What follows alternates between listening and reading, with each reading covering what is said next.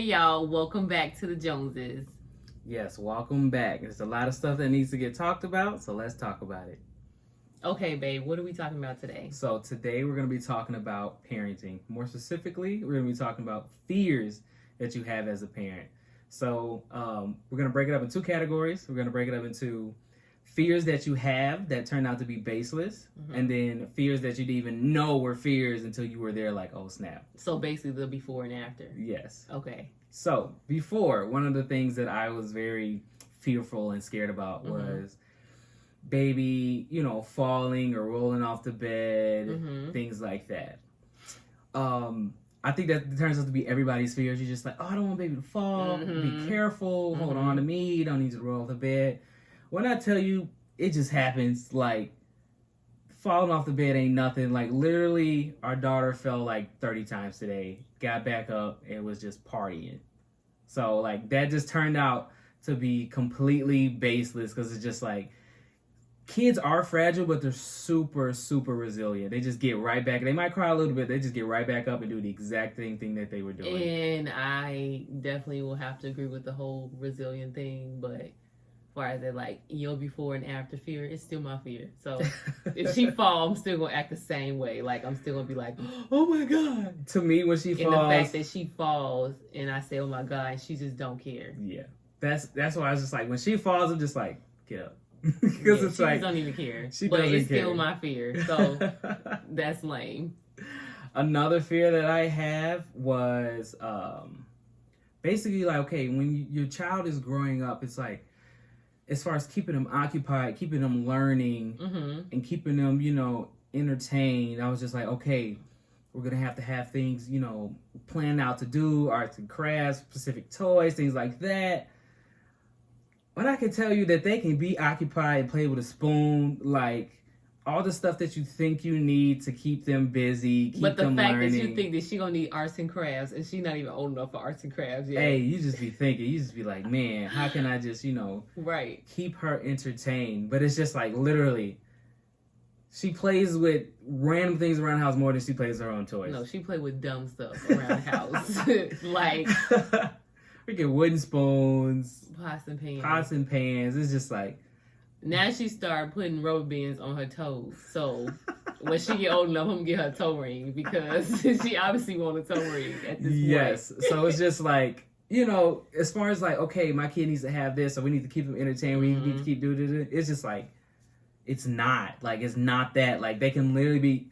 Now I feel like the poorest kid is the happiest kid because, like, at this point, like, they play with anything. But it's like, it's something that you have to understand about children. It's just like, okay, us already being on the earth, knowing everything, we're just like, okay, need to keep them busy. But like them, like they're new, they're fresh, they're just here. So, right. So everything is a discovery. Everything is new. Everything is discovery. Everything is like, oh my God, what is this? And we're just like, it's a toilet. Right.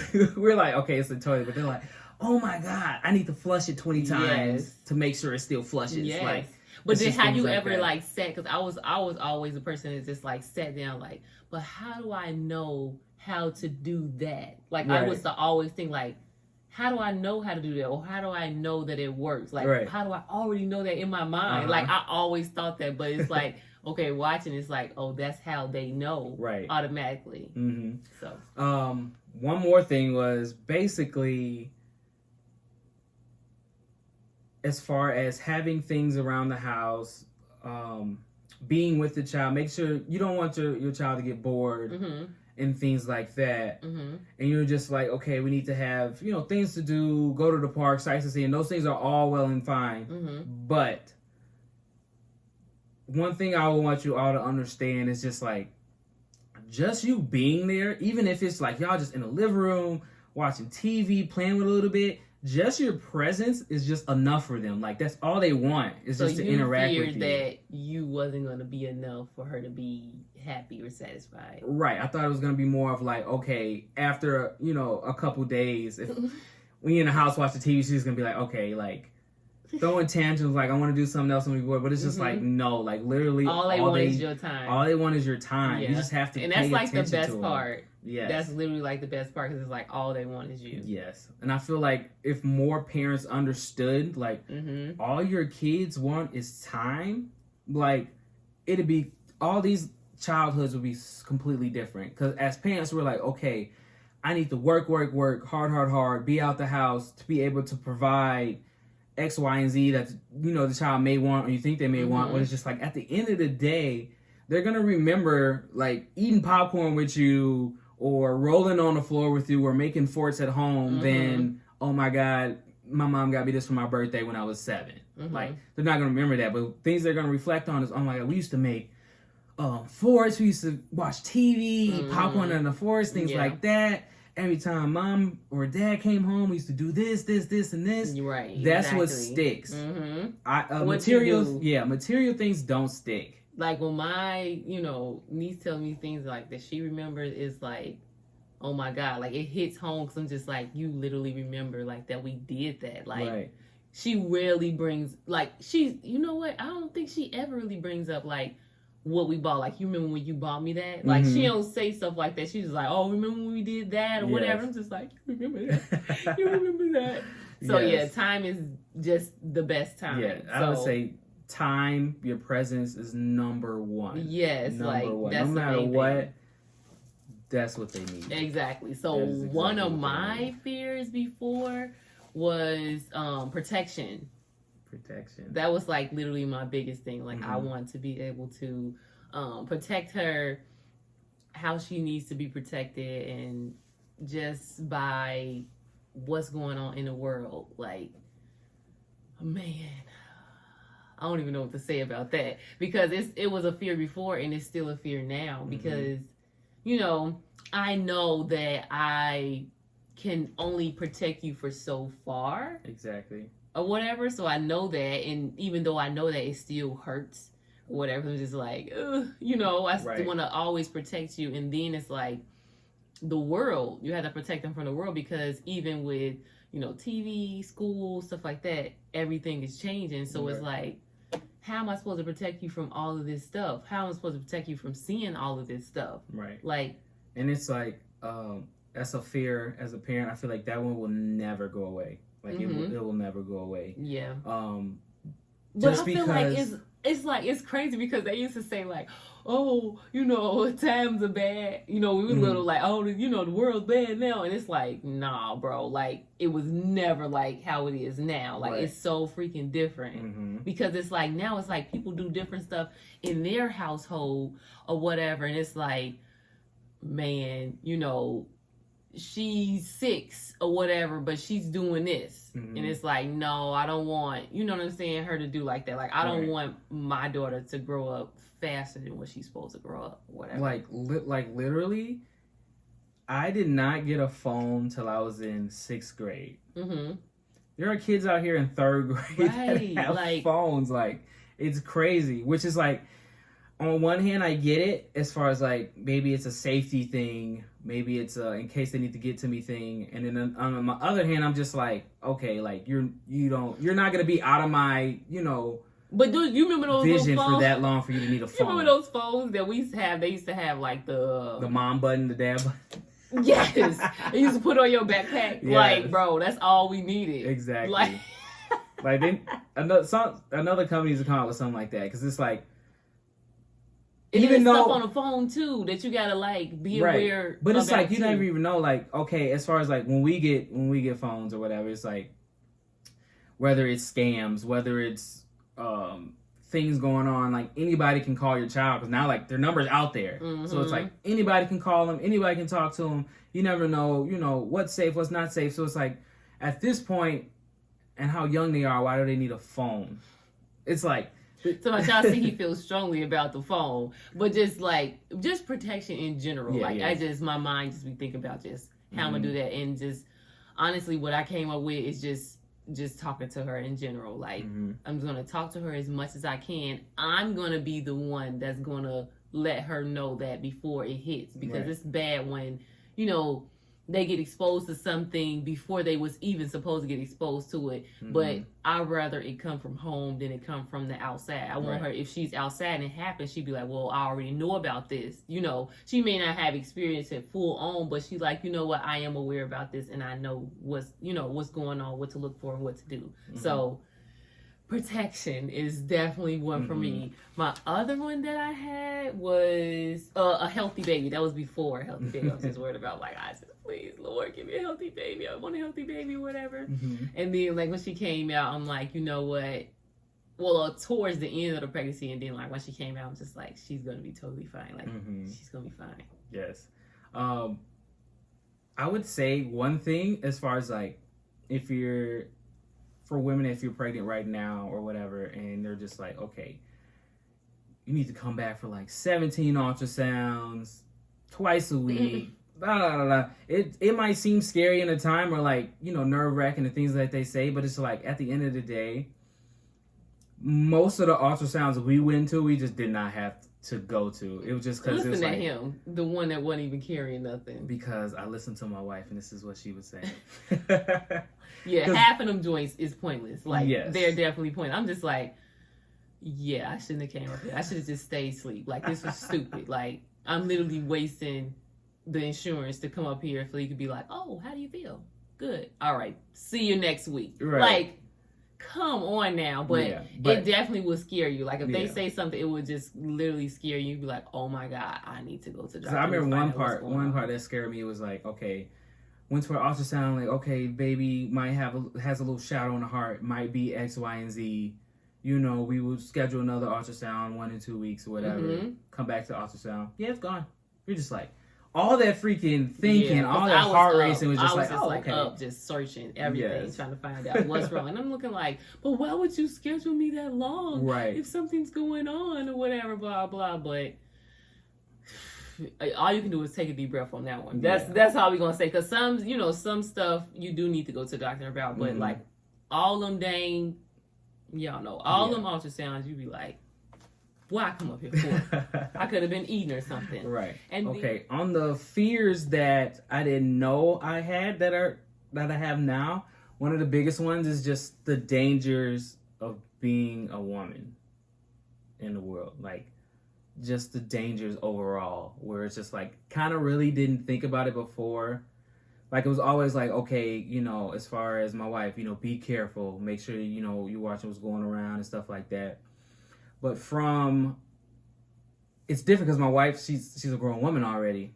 So it's like, she knows better. She's a grown woman. But as far as like having a daughter and then being able to keep her safe and being able to keep her well informed through all of the stages she's going to have to go through that we've already been through, is like, it's different. It's just completely different. It's different from like, you know, worrying about your wife, that she stays safe, she keeps, you know, her head on the swivel, make sure everything's going good. Any sign of danger or anything like that, get out of there. Keep my head on the swivel. All right. But as far as like, your daughter's just like, okay, you know, like, no fault of her own. She's naive. Unless, you know, we take the time to teach her, let her know, watch out for these things. No, we're going to take the time. Yeah, we're going to take the time to teach her those things. But it's like, it's still a fear because it could have been something we haven't gone over yet that might. Yeah, that's why I said, like, might arise. Something can expose, you know, being exposed to something at the wrong time or at an early time. Yes. So that just goes with, I figure, being diligent as a parent. Who is your children hanging around? Yes. Who are their friends? What are their friends' home situations like? Because they don't even like talk to the parents anymore. Like, this sounds bad, but I was like, Zamora gonna have a permission slip. Like, when the kids come over, like, because of course they're gonna have the best sleepover ever, but you know what I'm saying? Like, I want them to know, like, this is a safe environment, right? You know, and you know, this is what we're gonna be doing. These are the activities we're gonna be doing. Like, I'm gonna be that person, like, right? For sure, because it's just like, okay, I'm the type of person who's like, okay, if she's the one that goes over to somebody's house or hang out with this person, like, I need to meet your parents. We're going to have a relationship, bro. Yes, we need to meet. We need to hang out. I need to make sure that she's not being surrounded or, you know, something might arise that she doesn't need to be around. Exactly. So I need to know what's going on. That's so important. Yes. So even if, like, okay, it's something like, okay, completely fake scenario I'm coming up with. Mm-hmm. Say Zamora wants to go over a friend's house. I've met her parents before. They're fine or whatever, and I let her go. But me not knowing her parents that well, I don't know that there's an uncle at the house, or if there's somebody else at the house that I haven't met that I don't know who can expose your daughter to danger just because you didn't do your due diligence to make sure that your daughter's going to a safe space. So it's just things like that just be like, okay, didn't have that fear, but I have. You don't like boys now? I have that fear now. Oh my gosh. You don't like boys now? I don't know how I feel about that yet. We'll see what happens in the next like boys now? 5 or 6 years. Another thing that I really didn't fear, because I thought it was normal, was just like, your child being sick. It's just like, before I'm just like, you know, they're going to get sick. It bothers you? It has to, yes. That's why they're going to have to get sick. It's got to, you know, their immune systems have to grow and things like that. Fine. But it's like, okay, when you're actually there with them when they are sick, and it's just like... It's the freaking worst. It's the worst, because they're just like, they're looking at you to be like, make it go away. I don't know what to do. I don't know how to handle this. It sucks so bad. And you just feel so bad because you're just like, I know, because it's like for us being sick, oh, I'm sick, I know what to expect. But for them, it's that's not how he be sick. Like, that's not at all. That's like how I'm sick. He's not sick like that. He's literally like the baby too. Oh like, my gosh. So dramatic. So dramatic. Like, if I could hire a nurse to take care of him, I would. Like, because he's so dramatic. I can't. I just can't. I'm like, dude, would you come on, bro? Like, and then they were sick at the same time. So that was hard. So bad. Like, she crying, he crying. I'm just like, I literally can't do this. Like, I literally was I was like on the couch by myself. No. Did you know when I was asleep I couldn't breathe? Well, why are you still here, Jarvis? Like, just dramatic. But whatever. Kids being sick, it really it sucks so bad. Because for them, it's just like, you look in their eyes and you're like, oh my god. It's new. It's brand new for them. So they're just like, why do I feel like talk. this? That's the worst part. Yes. You don't know what you have to figure it out. Like, you have to figure it out. Like, what's going on? And I just be like, Lord, please tell me what I need to do, because she can't talk. Like, and I want to help her. Like, it just sucks. Like, I'm not here for the sickness at all. Like, I'm not here. Like, if you sick, stay away from me and my baby, because I cannot deal with that. Like, it's too much for me. Yes. I think, well, basically those are my main fears on both sides. I'm pretty sure they're going to be more in the future. Yeah. I'm pretty sure as, you know, she gets older, some fears are going to drop off while new fears come on. I'm just saying, she's going to be older, a girl. Ooh. Yes. But all we can do is just, like, talk to them, encourage them, have that, you know, line of communication, and just know how to express our fears. Because even though we have fears, that doesn't mean we know how to express them properly. Right. So we have to figure out a way to express them, because some things will, you know, piss you off or whatever, make you mad. And sometimes when you know, are feeling sad, that'll make you mad, and it might come off the wrong way. So we just have to, you know, just be like, hey, you know, you doing that or whatever is, you know. Yeah. I would say as a parent, make sure, like, okay, if there's something that you are fearful of, don't be so fearful. Be honest about it, though. Be honest about it, but don't be so fearful to where you are handicapping the kids. Yeah. And you have to trust what you did. Like, as far as all the years, you have to trust all the teachings and things like that you put in them, that they will follow through and make the right decision, because you can't protect everything, right? You know but if you hit it way too hard, they're not gonna listen. Oh my god, they're not gonna absorb the information, because it's just gonna be like, oh, mom's going on a rant again, or dad's just talking. And it's like, if I would have knew the why on certain things, I wouldn't have did it. You know what I mean? So if you was just saying like, nah, because I said so, that's the famous because I said so, or whatever, then that's gonna be like, man, shut up, right, or whatever. For you to believe because I say so is an appropriate deterrent from anything. Like, you need to rethink your whole life, because it's like, just because you say because I said so, like, they're gonna be like, one point when they're just pissed at you, they're gonna be like, I don't care what he says, and just do it. But if you're like, you teach them, if you do this, this might happen. Even if they're mad or something like that, oh snap, I'm not gonna do this because this is gonna happen. They're not gonna think like, okay. Somewhat, the why is gonna sink in. You just have to give like a why, or give, because I go more on like logic. So if you were to tell me like, hey, you know what I'm saying, if you do this, X, Y, and Z may happen, or whatever, I'll be like, okay, cool. But if you're like, because I said so, I'm just like, what do you mean? Like, you know what I'm saying? Yeah. Give us space to, you know what I'm saying? Like, have those conversations. You have to teach your kids and train your kids to be critical thinkers. Because that's just mean.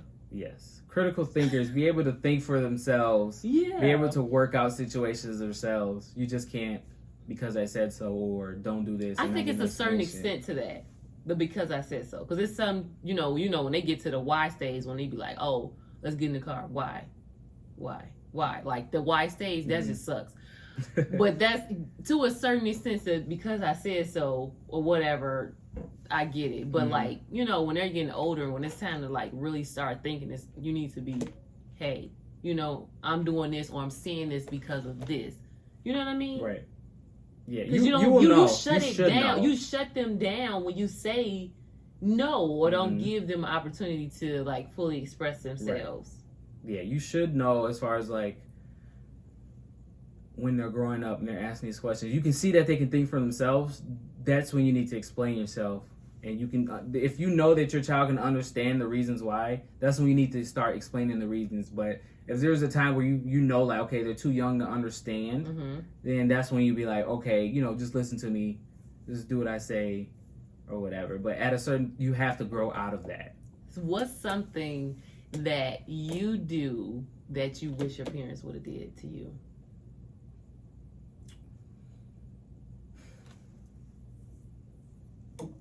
I'll go first. Talk. I wish we had like more conversations about certain things, because it's like, I don't know what's wrong with the generation before us, whatever, but they just don't like talk. Like, everything is like super secretive for whatever reason. It's just like, what is wrong with y'all? Like, just talk about it, like say something or whatever. Like, I feel like we had more conversations, more things would have been learned. We would have had deeper relationships with each other and things like that if we would have just talked. Certain things wouldn't have happened if we would have just talked. But it's kind of like a shh, be quiet. Like, they're literally the shh generation, and I hate that. Yeah, I would probably have to say, be more vulnerable, be more human-like. I know, like, you know, as a parent, you have to be strong and things like that. But to a certain extent, when you don't show emotion, or you're like too like dead inside, it's just kind of like somehow dead. It's just kind of like, okay, I know you have to be strong for the kids and stuff like that,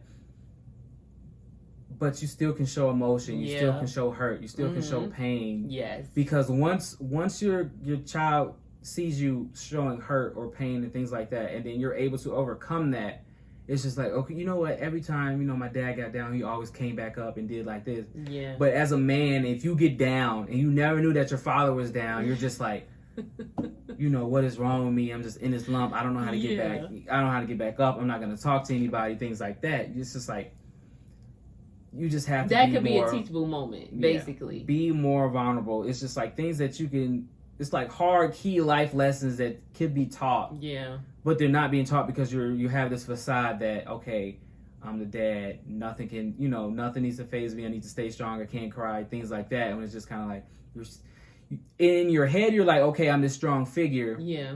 But in all actuality, you're taking away from their growth. The closeness. Yeah, you're taking away from closeness. You're taking away from their mental growth and Mm-hmm. things like that. Like, they need to be able to see you go through these things, overcome these things, so they can be like, you know what? My parents have been through X, Y, and Z. They always got up and they always, do or this. so you can do it yourself. Right. But I think that backfires. You know what I mean? Because it's like I can count on my fingers how many times I've seen like my parents cry. Like, you didn't see that. It's like, so now it's like if they cry, you be like, what's wrong with you? What you crying for? Like, it's weird. It's like, it's one of those things, they made it weird because they didn't make it normal. Right.